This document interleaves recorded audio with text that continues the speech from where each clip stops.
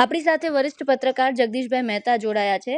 Sir, ગુજરાતના રાજકારણને લઈને આજે તમારા સાથે ચર્ચા કરવી છે. સર, ગઈકાલે અચાનક મુખ્યમંત્રી ભૂપેન્દ્રભાઈ પટેલ, નાયબ મુખ્યમંત્રી હર્ષ સંઘવી અને ભાજપના પ્રદેશ પ્રમુખ જગદીશ વિશ્વકર્મા છે તેને દિલ્હીનું તેડું આવ્યું હતું ને તેઓ દિલ્હી પહોંચ્યા હતા. હવે જ્યાં ગુજરાતના સાંસદો સાથે એક મહત્વની બેઠકનું આયોજન હોવાની વાત કરાઈ. હવે અચાનક સર આ રીતે ગુજરાતના નેતાઓ દિલ્હી પહોંચતા રાજનીતિમાં ચર્ચાઓ શરૂ થઈ છે કે શું આ માત્ર એક બેઠક પૂરતી વાત હતી કે પછી હાઈકમાન્ડ ગુજરાતના રાજકીય માહોલને લઈને કોઈ ખાસ ફીડબેક લઈ રહ્યું છે કે પછી દિવાળી પછી ગુજરાતના રાજકારણમાં કંઈ ઉથલપાથલ જોવા મળી શકે છે ખરા? આપના મતે શું છે સર આ? ના રે બેન ના, કશું જ નહીં. સાંભળો, અત્યારે ભારતીય જનતા પાર્ટીની રાષ્ટ્રીય સંગઠનની વાત ચાલે છે અને એનો મુસદ્દો બધો તૈયાર થઈ ચૂક્યો છે. 2-5 દિવસમાં કે અઠવાડિયા 10 દિવસમાં જાહેર થશે. પણ આ વખતે રાષ્ટ્રીય સંગઠનમાં કોને કોને ઉમેરવા ને કોને કોને નહીં એની જરાક વધારે મસલત કરવી પડે એમ છે. એટલે મુખ્યમંત્રી શ્રી વગેરેને દિલ્હી બોલાવ્યા. આમાં એવું છે, ગુજરાતમાંથી જ્યારે પણ આપણને ગુજરાતની ખબર છે, તમારી જાણ કરતા મહારાષ્ટ્રમાંથી પણ બોલાવ્યા. બરાબર. એટલે ભારતમાં જેટલા રાજ્યોમાં ભારતીય જનતા પાર્ટીની સરકાર છે એના બધા શીર્ષ નેતાઓને બોલાવે. કારણ કે હવે પછી જે સંગઠન જે કરવાનું છે એમાં અમુક રાજ્યોમાં વિશેષ ધ્યાન આપવા જેવું છે. કારણ કે ત્યાં આવતા વર્ષે ચૂંટણી છે. બરાબર. જેમ કે ગુજરાત ઉપર ઉત્તર પ્રદેશ ત્યાં પણ ચૂંટણીનો છે. પંજાબ પશ્ચિમ જે છે એમાં ચૂંટણી પંજાબમાં છે. તો આ જે રાજ્યો ચૂંટણી વાળા છે ત્યાં હવે જે પ્રવર્તમાન પરિસ્થિતિ છે કે ભાઈ જેનજી નો પ્રભાવ વધ્યો, મહિલાઓ અત્યારે થયા, મહિલા અનામતની વાત ચાલે છે. પછી પરિસીમન નું જે અત્યારે હાલે છે બિલ પાસ થાય કે ન થાય જુદી ઘટના છે. પણ પરિસીમન એટલે આખું વ્યાપ વધારવાનો. 543 જે બેઠકો છે લોકસભાની એની 800 ની આળે ગાળે કરવાની વાતો છે. અને દરેક રાજ્યમાં 50% બેઠક વધી જશે. વિધાનસભાની પણ 50%. એટલે એ બધી બાબતોની ચર્ચા કરી. મૂળ તો અત્યારે સંગઠન, નહીતર શું થાય કે લોકસભામાં જે કઈ બિલ વગેરે પસાર કરવા સંસદ સભ્યોને વ્હીપ આપવામાં આવ્યા છે અત્યારે, અને એ તમામ પાર્ટીએ આપ્યા છે. બરાબર. તમામ પાર્ટીએ, તમામ પક્ષોએ પોતપોતાના સાંસદોને વ્હીપ આપ્યા છે કે તમારે અવશ્ય હાજર રહેવું, કારણ કે મહત્વપૂર્ણ બિલ કદાચ મૂકવામાં આવે વગેરે. પણ ગુજરાતના શીર્ષ નેતાઓને એટલા માટે જગદીશ વિશ્વકર્મા છે, હર્ષભાઈ સંઘવી છે કે ભૂપેન્દ્રભાઈ પટેલ એને બોલાવ્યા કારણ કે આવતા વર્ષે અહીંયા ચૂંટણી છે અને સંગઠનનું કામ અત્યારે પક્ષ લેવલે ચાલે છે. એટલે એના માટે એને બોલાવજી. સર, આપણે ભૂતકાળમાં પણ આપણે ચૂંટણીના અગાઉ આપણે જોઈ ચૂક્યા છીએ કે મોટા રાજકીય બદલાવ જોવા મળતા હોય છે.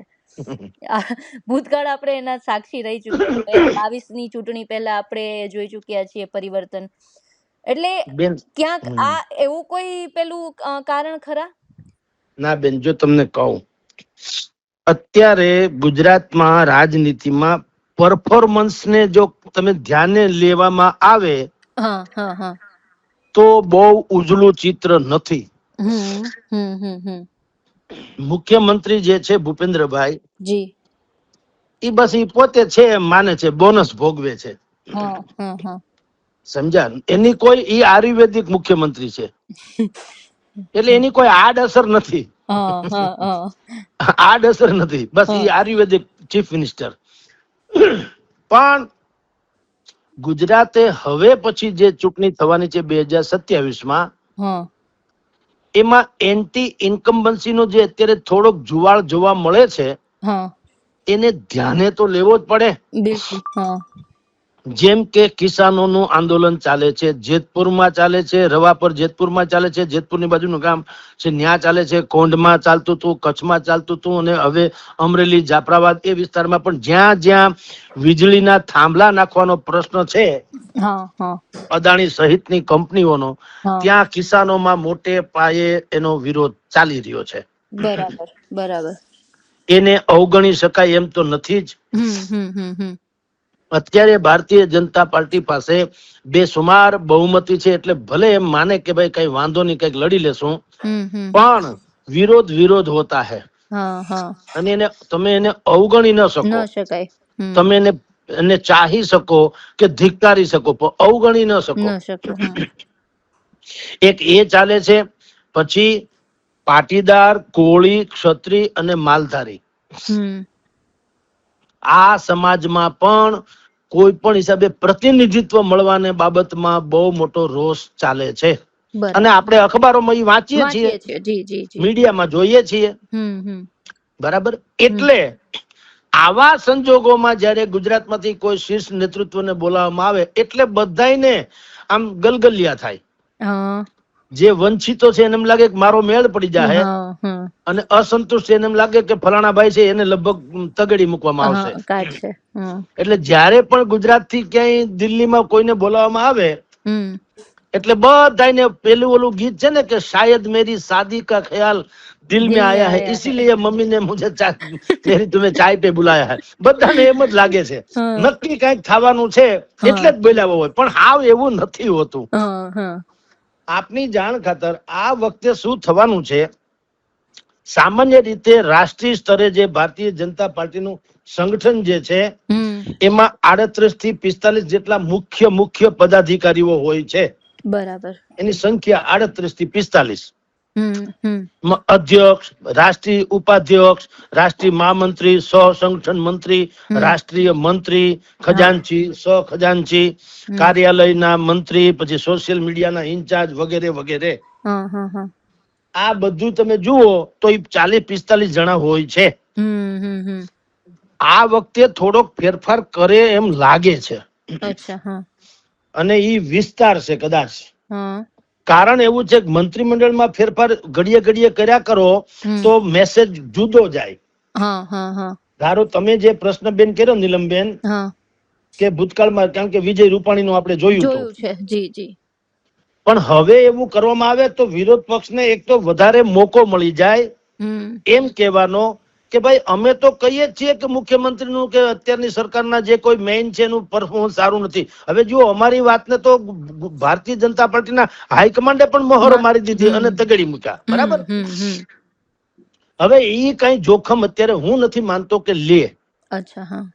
કારણ પાછું એવું છે કે અહીંયા વિપક્ષ નામે કઈ છે નહીં ને. ગુજરાતમાં અત્યારે કઈ પ્રચંડ વિરોધ કઈ દેખાય કે એવું કઈ છે નહીં. રહા તાળ વહી ગયું છે બધું. અને હેલી વરસતી હોય ને, હેલી જે શબ્દ છે ને, હેલી ચોમાસામાં, હેલી એટલે 7-8 દિવસ સુધી અંધરાધાર વેરહાજ કરે, તમને સૂરજના દર્શન જ ન થાય. એમ અત્યારે ભારતીય જનતા પાર્ટીની પાસે સત્તાની હેલી છે, તળિયાથી નળિયા સુધીની. એટલે ઈ હવે આવા કોઈ જોખમ, ભલે દાદા છે ભૂપેન્દ્રભાઈ, તો મેં તમને પેલા કીધું આયુર્વેદિક મુખ્યમંત્રી, હવે એની કઈ આડઅસર તો છે નહીં, અને બાકી બધું હાલે જ છે. અને રહી વાત કહેવાતા વિરોધની કે વંટોળની, તો સંગઠન તો એનું ભારતીય જનતા પાર્ટી પાસે છે એવું ક્યાં કોઈ પાસે છે. અને હમણાં જ તમે જુઓ પેટા ચૂંટણી થઈ વડોદરાની વગેરે, શું થયું? બે સુમાર રીતે જીતા જ ને.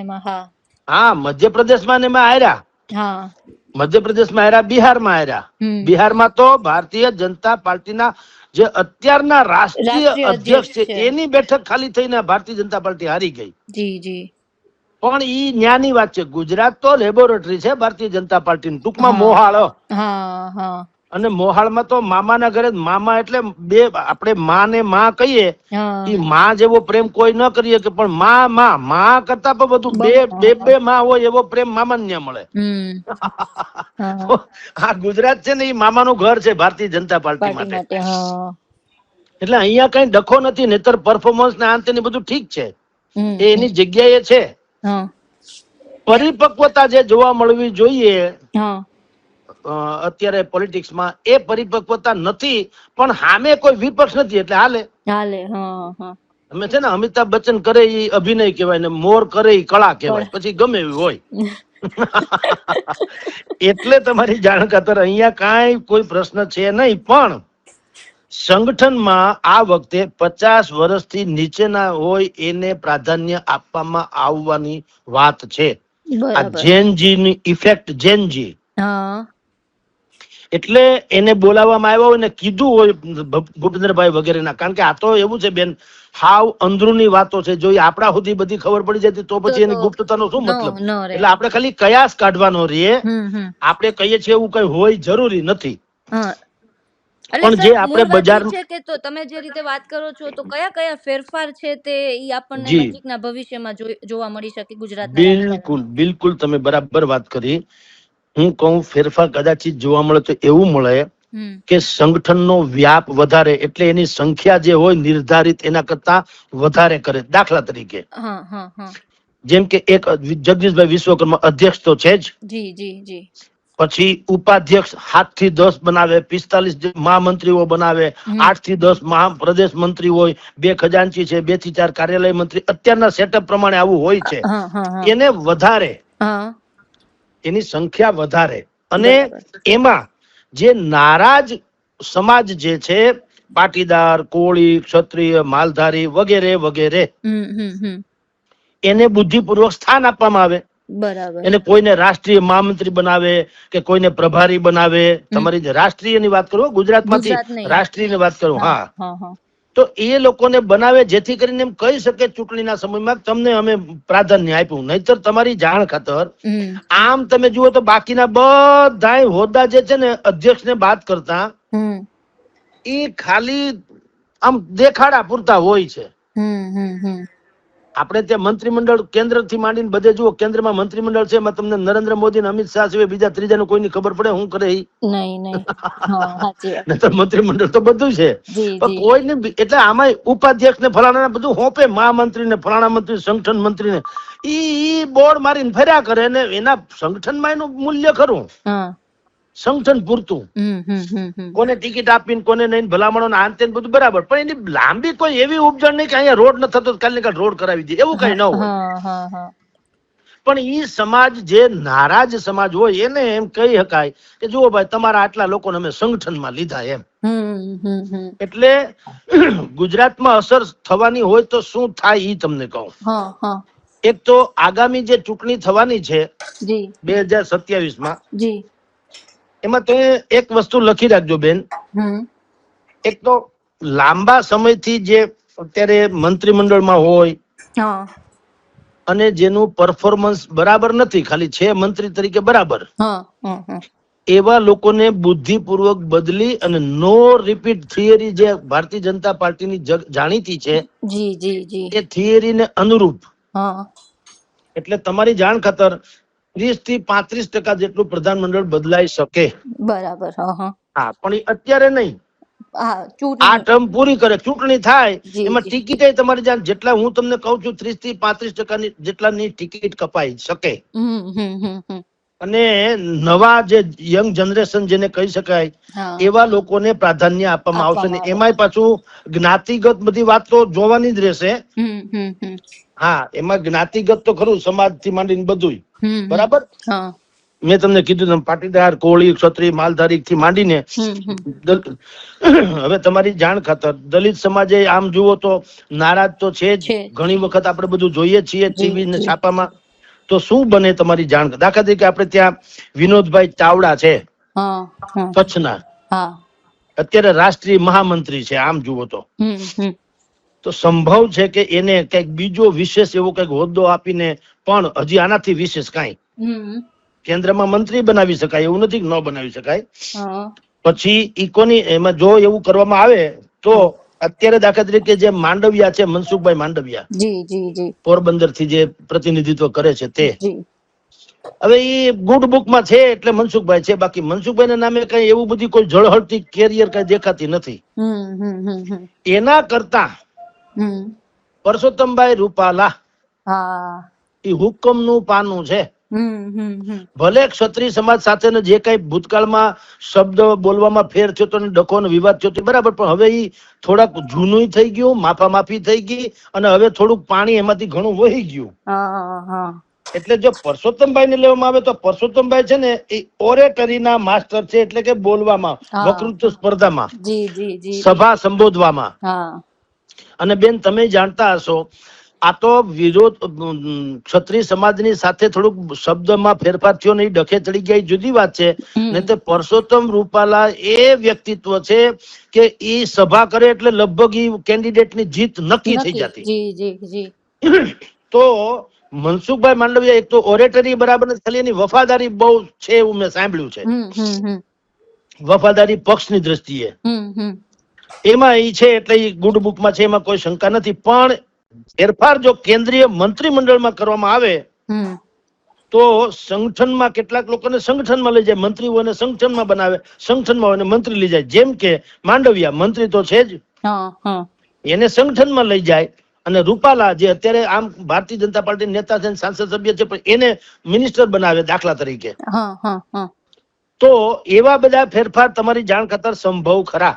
બરાબર. અને વિનોદ ચાવડા જે કચ્છના આપણા સાંસદ છે, વિનોદભાઈ ચાવડા, જી જી એને કોઈ બીજી એવી પોસ્ટ આપવામાં આવે કે જે વધુ લાઇમલાઇટમાં આવે એમ. હા હા હા હા તમે સમજ્યા? જી વધુ લાઇમલાઇટમાં રહે એવું. હા. એટલે આવા અહીંયા ફેરફાર થઈ શકે. કારણ શું છે, હમ હમણાં જે સ્થાનિક સ્વરાજ્યની ચૂંટણી ગઈ ને જી એના પરિણામોના આધારે જે તે લોકોને અપગ્રેડ અથવા તો ડાઉનગ્રેડ બે કરવામાં આવે.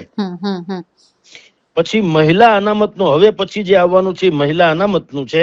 હા તો મહિલા અનામતનું પણ 33% અનામતની ભલે અત્યારે બિલ પાસ થાય ને બધું ડખે ચડ્યું જુદી વાત છે, હા. પણ ભવિષ્યમાં થવાનું ઈ જ છે. તો આ ભારતીય જનતા પાર્ટી એવું છે ને કે આજે વાવો તો ભવિષ્યમાં ઉગે ને. ઉગે. હા હા એ લોકો કોઈ દી આગ લાગે ત્યારે કૂવો ખોદે એમ ન કરે, નથી. બુદ્ધિપૂર્વક પહેલેથી પાયાનું કામ કરે. હમ એટલે ભૂપેન્દ્રભાઈ ને હર્ષભાઈ ને બોલાવ્યા હોય, જગદીશ વિશ્વકર્માને, તો એમાં બીજું 2-3 બાબતની વાત હોય કે એક તો પરિસીમન એટલે કે જે નવું થવાનું છે ભૌગોલિક રીતે ફેરફાર, હા કેન્દ્રથી માંડી ને એટલે કે લોકસભાથી માંડી અને રાજ્યસભા અથવા તો આપણે જે વિધાનસભા એ બધામાં 50% જેવી બેઠકો વધવાની હા હા હા ઇન ફ્યુચર હા ભવિષ્યમાં. હા તો શું થઈ શકે, કોને ક્યાં હું મૂકવો કે કોના માટે શું કરવું, કયા સમાજને અત્યારે જોરમાં છે તેને કઈ રીતે આપણી તરફ કરી લેવા, એવી બધી બાબતોની ચર્ચા માટે પણ બોલાવા હોઈ શકે.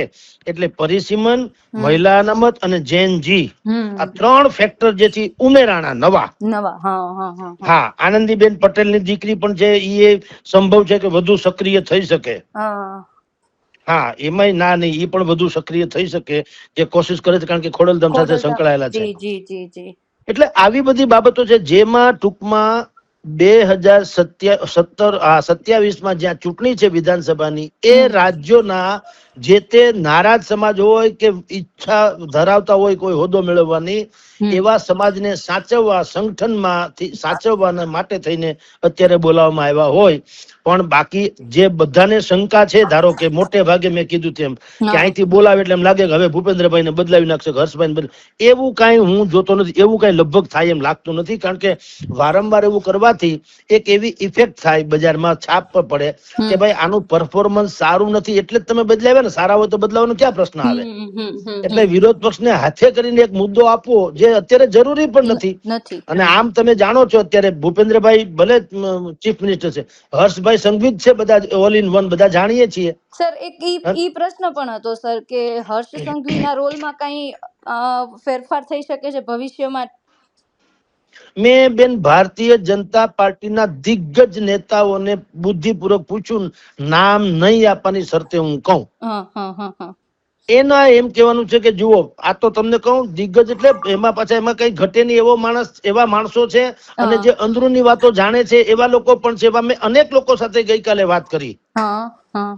એનું એક વિધાન તો કોમન નીકળ્યું, અને એ વિધાન એ છે કે પરફોર્મન્સ વાઇઝ 0 જેવું છે ગુજરાતમાં. એમ જી, પરફોર્મન્સ જેને કહી છે. આ તો ઠીક છે, નરેન્દ્ર દામોદરદાસ મોદી એના નામે તો અત્યારે તમે જાણો બધું, એને એ તો કામ જેનું ગાય જેવા છે. હા હા, એના કામ જેનું, એના પૂછડે ગમે પાપી હોય તો વેતરની તરી જાય. પણ ધારો કે નરેન્દ્રભાઈ મોદી ઉપરાંત તમારું પોતાનું કઈ કૌશલ તો હોવું જોઈએ ને. આગળ મોદી સાહેબ ન હોય તો ગુજરાતની નૌકા જે છે હાલક ડોલક મંડે થાવા. એટલે એક વિચાર એવો ચાલી રહ્યો છે, પણ એ હમણાં નહીં થાય. આફ્ટર ઇલેક્શન 2027 ની ચૂંટણી પછી સંભવ છે. હા, અને હા. ઈ પાછો જગ જાહેર છે, એમાં કઈ આપણે ધડાકો કરીએ એવી કોઈ વાત નથી. નથી. હા. એ વાત એવી છે કે હર્ષભાઈ સંઘવીને અપગ્રેડ કરીને ચીફ મિનિસ્ટર બનાવે હમ. અને ઉપ મુખ્યમંત્રી તરીકે અત્યારે જે હર્ષ સંઘવી છે એની જગ્યાએ કોઈ પણ, એટલે કે પરસોત્તમ રૂપાલાને પાછા ગુજરાતના રાજકારણમાં લાવવામાં આવે તો એમ પણ ખરું. હા. અને કા જયેશ રાદડિયા જેવા જે યંગસ્ટર જેને કહી શકાય એવા લોકોને પણ, એવા સહિતના ગમે તેને. હા, હા. અને પ્રધાન મંડળમાં ભૂપેન્દ્રસિંહજી ચુડાસમા જેવા સિનિયર લોકોને પણ થોડુંક સમાવવામાં આવે એવી વાત છે ભવિષ્યમાં. ભવિષ્યમાં. હા, હા, હા. ભવિષ્યમાં, હમણાંની ચૂંટણીની વાત નથી કરતો. હમણાંની એટલે હમણાં કોઈને પડતા મૂકીને કોઈને ઉમેરી એવી વાત નથી. હા, હા. પણ ઇન ફ્યુચર એ વાત બધા પાછા ઈ આપણે, મેં કીધું હું કઈક આપણે ધડાકો કરી એવી વાત જગ જાહેર વાતો છે કે આવું ચાલે છે. હા. કારણ એવું છે કે જે પાટીદાર સમાજ જે છે એની નારાજગી દૂર કરવામાં ભારતીય જનતા પાર્ટી મહત્તમ અંશે સફળ ગઈ. હા. કારણ કે છેલ્લા કેટલાક સમયથી ખોડલધામ નરેશભાઈ પટેલ નરેશભાઈ પટેલજી એના અનેક ફંક્શનોમાં ચીફ મિનિસ્ટર ને બધા લોકો મળ્યા, આપણે જાણીએ છીએ, મંચસ્થ થયા છે. જી. અને આનંદીબેન પટેલના દીકરી એને ખોડલધામના મહિલા પાંખના વડા બનાવવામાં આવ્યા. એ પણ એક સાંકેતિક વાત છે. જયેશભાઈ રાદડિયા અને નરેશ પટેલને પણ સમાધાન થઈ ગયું. એ ભલે થોડું ઘણું ઈધર ઉધર હોય તો પણ એક કાગળ ઉપર તો એવી વાત આવી કે બેયને સમાધાન થયું. એટલે આમ જુઓ તો પાટીદાર સમાજ એક રસ થઈ ગયો, ખાસ કરીને લેવા.